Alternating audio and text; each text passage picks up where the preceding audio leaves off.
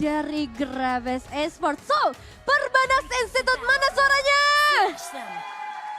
Ini dia, kita akan langsung masuk ke dalam line up down untuk Best of 3 Series di game yang pertama.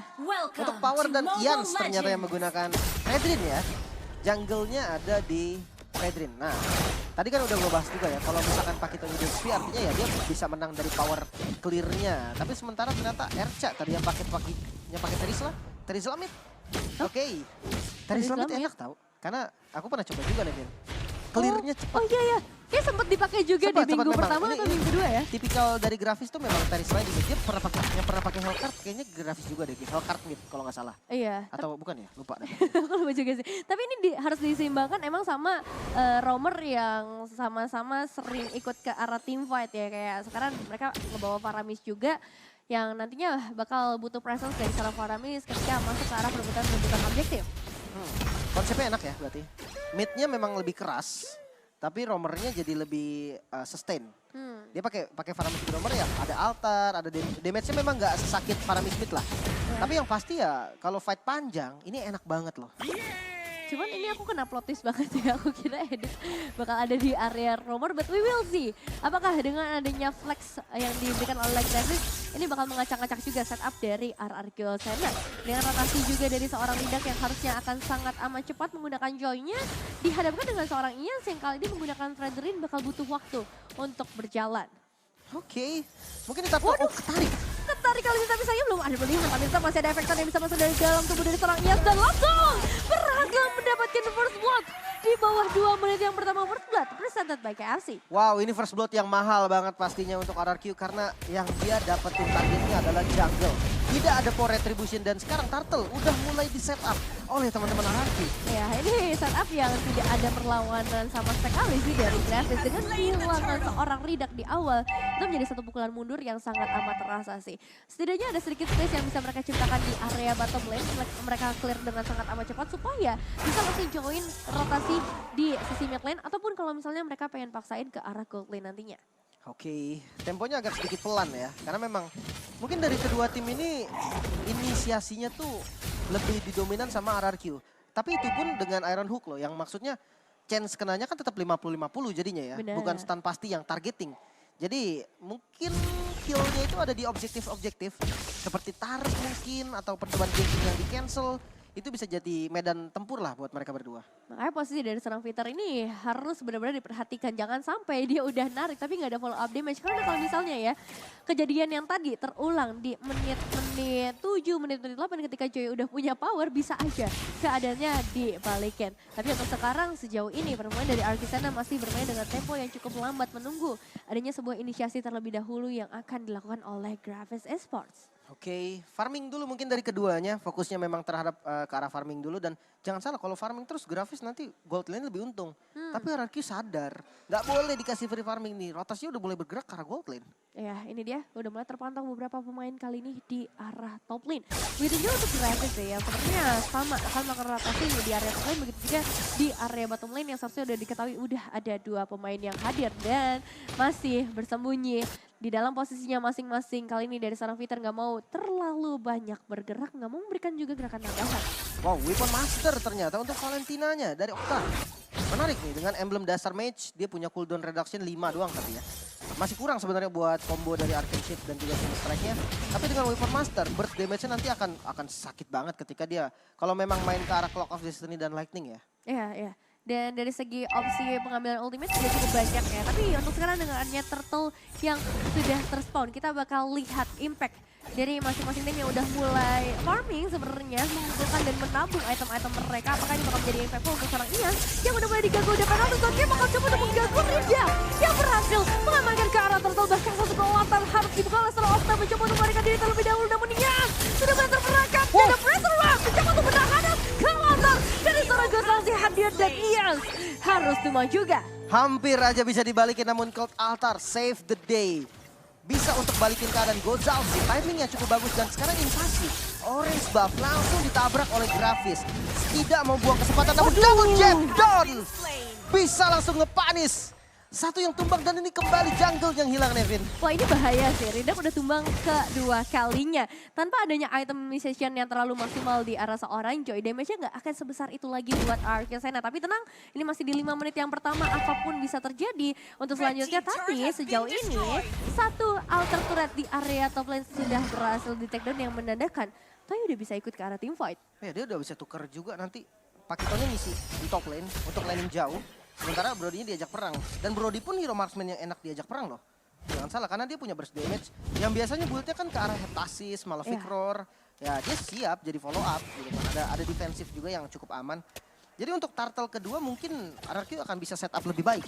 Karena dengan adanya Toy di bawah itu bakal ngebantu banget dari segi damage outputnya. Iya sih, ini dari segi damage bakalan sangat amat besar karena diserang Ians juga ya yang bisa memberikan nantinya efek kan bersama Operator Red. Damage yang masuk ke arah seorang Okta ngebuat harusnya Okta nggak bakal terlalu ada di area frontline. Dia juga belum mega satu ultimate tapi sekarang melihat bakal langsung masuk dan Alter mencoba bilang makan tapi ini bakal menjadi sebuah jebakan pastinya yang diberikan oleh para pemain dari RRQ Sena Face mencoba. Dari segi modenya Operator Red yang berhasil connect tapi masalahnya lalu ada pertukaran yang terjadi, gak ada damage yang akhirnya bisa menjadi eksekutor. Wah, source-nya banyak banget yang keluar nih dari grafis ataupun RRQ ya. Iya. Tadi Franco-nya dari Vitar dia pakai flicker, sementara dari grafisnya juga Erca tampak pakai flicker, ditambah ada Vex juga yang mau nggak mau dia harus pakai flicker tadi.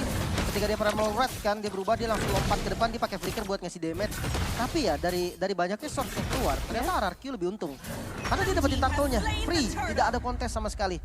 2 turtle untuk RRQ berarti. Iya, dan emang lebih sekarat sih tadi ya para pemain dari grafis ya. Targetingnya menuju ke arah damage dealer yang ngebuat akhirnya mereka nggak bisa berkumpul ketika turtle udah hadir. Gak masalah, pertukaran udah mulai terjadi kali ini satu outer turret di area top lane. Dan dari segi gold ya sebenarnya ini grafis masih sama loh. Ya, mereka mampu untuk mengejar gold dengan objektif yang terbilang kalah ya. Dari point kill-nya juga kan kalah, tapi karena memang tipis kekalahan itu yang bikin goldnya sama. Oke, ini dia tembakan menunjukkan ke Okta, berhasil on point membuat Okta kehilangan sepertiga darahnya, tapi tidak. Untuk satu auto turret yang masih bisa ditahan lagi Graves. Harus segera mundur, namun tidak untuk Sarato yang sekarang berhasil menembus juga cukup jauh sih sampai dapetin satu auto turret di area bottom lane dengan informasi yang didapatkan oleh Arkesena. Temponya dari mereka berdua cukup pelan ya. Mereka nggak buru-buru loh, mainnya mereka santai aja, mereka nggak yang gerasuk-gerasuk nabrak dan Vex langsung diangkat. Oh, ini dia dari serangan saya udah mulai masuk efekonnya juga masuk ke seorang Gazalzi namun ke altar tertrigger kemudian dari Arkesena punya informasi yang begitu mahal. Kembali tarikan, berhasil datang dari seorang Victor, berhasil untuk poin juga Erja harus terjadap, efekon masuk lagi dari seorang Yasa berhasil. Ngetek down juga karena seorang Lidang bahkan double kill, jatuh ke tangan seorang Toy. Masih ada Gazalzi, tapi Gazalzi sepertinya bakal lagi. Juga berhasil menumbangkan satu pemain lagi, total 4 pemain dari Graves gak bisa bertahan. RRQ Sena mulai mendominasi kali ini 4 kill yang didapatkan, bahkan satu outer turret, bahkan inner mid pun bakal di-secure. 2 turret di arah mid lane membuka vision yang begitu luas. Purple buff dan orange buff dari Gravis sudah tidak aman lagi. Wah, ini sih pelan-pelan menghanyutkan ya.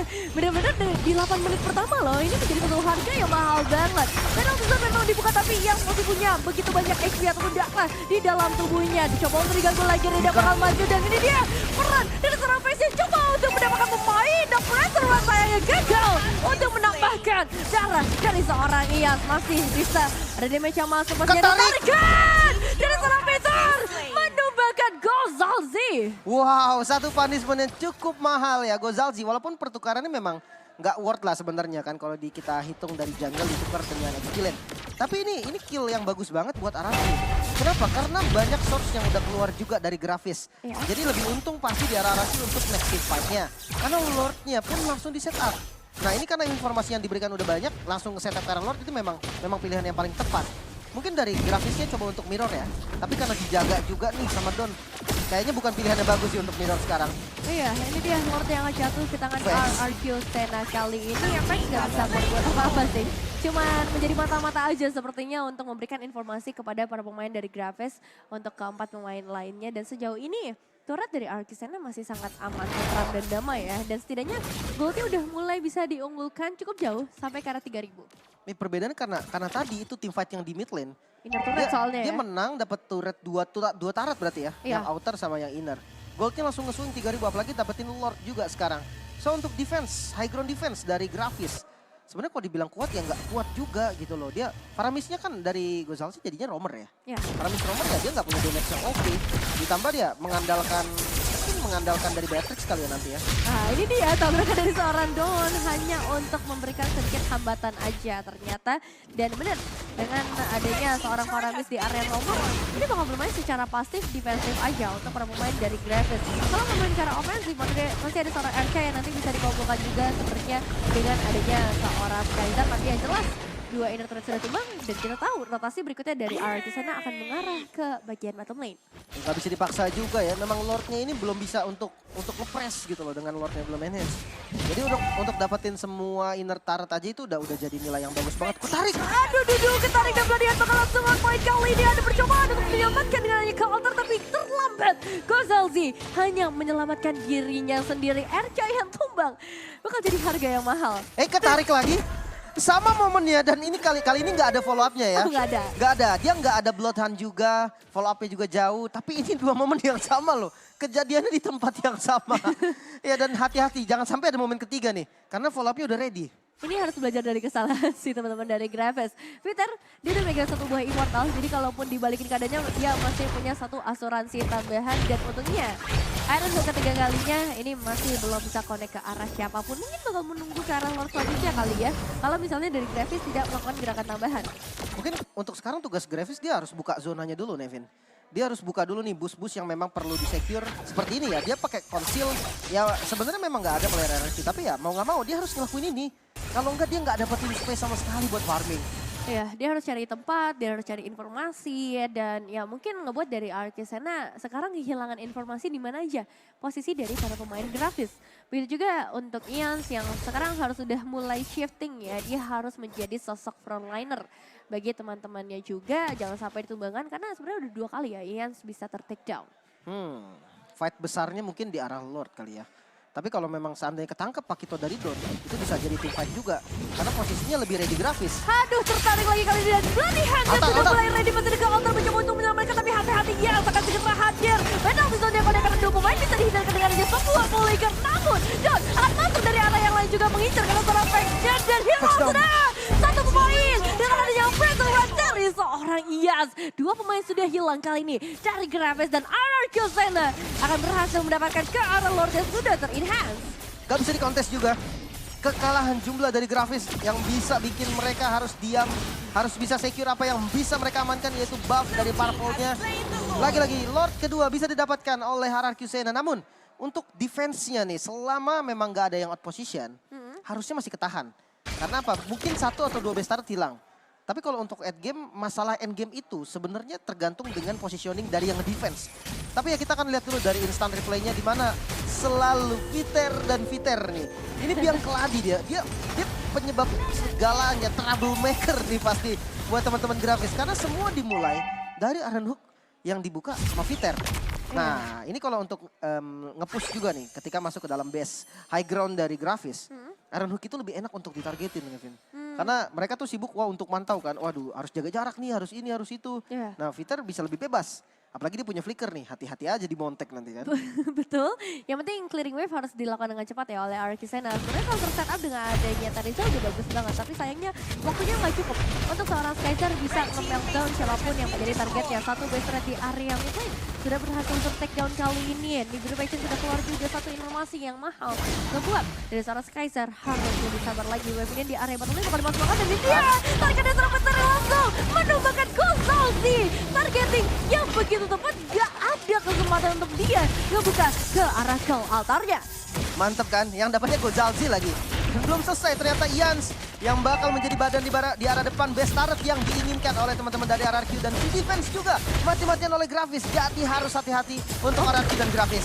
Baik terkena damage yang begitu banyak juga efek Teriva yang masuk ke dari serangannya sepertinya bakal menarik lagi. Ada Peter yang sudah sedia dari arah lainnya. Ini bakal menjadi waktunya Toy untuk bersinar sebenarnya. Dengan adanya turn apart memories banyak banget yang tadi hampir bisa di take down. Dan sekarang dengan wave minion yang akan menuju dari 3 arah yang berbeda. 2 base turret sepertinya bisa ditemukan oleh para pemain RRQ sana, tapi ternyata tidak. Power clearing cepat diberikan oleh Graves. Tapi kombonya ngeselin banget ya. Di tahun terus Tarik. ditarik gitu kan. Kayak gimana cara kabur Nevin? Harus dipurif mungkin ya. Tapi kan nggak ada purify juga dari teman-teman grafis. Dan coba untuk dibalikin mungkin dengan konsil grafis. Mereka coba ngebuka zonanya kembali dan mungkin trapping bisa jadi salah satu solusi. Tetap harus hati-hati ya. Karena kan kita tahu namanya perangko itu kadang suka narik ke rumput gitu loh. Nah iya, suka ngecek juga ya karena rumput dan sekarang Waduh. tertarik lagi dan targetnya. Tepat banget meskipun masih ada kelompok ternyata yang dimaksudkan schedule. Padahal kita tetap harus tumbang juga. Damage bakal diberikan lagi. Ada Bagus, seorang bagus. player siap monster kill. Bahkan double kill. Sudah mulai menuju ke arah Ketarik bermain lagi. Davis dan benar. Bola lagi fake untuk memberikan suatu gerakan defensif dan menuju ke arah wipeout triple kill. Jatuh ke tangan seorang Toy. Wow, Ararki Sena. Wipeout kembali bisa dilakukan dan Mid langsung mengawal dari minionnya. Masih ada Gozalsi memang yang sebentar lagi spawn tapi gue ragu. Gozalsi bisa defense langsung fokus ke objektif dan Ararki Sena. Dari efek tahun seorang Ian tanpa adanya Pure Revive, siapa yang bisa escape kali ini?